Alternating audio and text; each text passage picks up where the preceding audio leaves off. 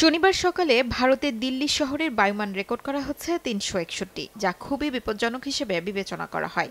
ঘন ধোঁয়ায় ঢেকে গেছে অক্ষরধাম মন্দির সহ আশপাশের প্রধান সড়ক। পথচারীদের অনেকেই মুখে কাপড় বেঁধে চলাচল করতে বাধ্য হন। নয়াদিল্লি রেল স্টেশনের সামনে সারি সারি অটোরিকশা, আর তার মাঝেই দম বন্ধ করা ধোঁয়ার স্তর। চালকদের অভিযোগ, শ্বাস নিতেই তাদের কষ্ট হচ্ছে। এর মধ্যে কাজ চালানোই কঠিন হয়ে পড়েছে। সরকারের সহায়তা ছাড়া পরিস্থিতি আরও ভয়াবহ হবে বলে আশঙ্কা তাদের।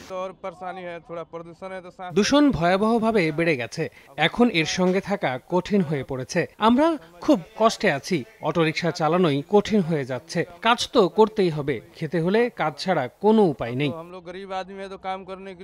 এদিকে লাহোর হাইকোর্ট শহরের নিয়ন্ত্রণহীন নির্মাণ কাজকে দূষণের বড় উৎস হিসেবে কঠোর ভাষায় সমালোচনা করেছে। বিচারপতি শাহিদ করিম বলেন, শুধু এন্টি স্মোক পদক্ষেপে কোনো বাস্তব পরিবর্তন আসবে না। যেসব যানবাহন মারাত্মক ধোঁয়া ও দূষণের জন্য দায়ী, সেগুলোর বিরুদ্ধে অভিযান জোরদারের নির্দেশ দেন তিনি। সেই সঙ্গে শহরের নির্মাণ কাজে লাগাম টেনে ধরারও পরামর্শ দেন আদালত।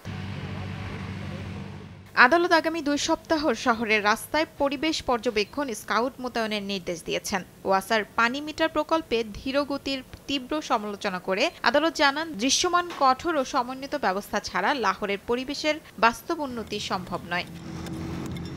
শিউলি রোজা, সময় সংবাদ।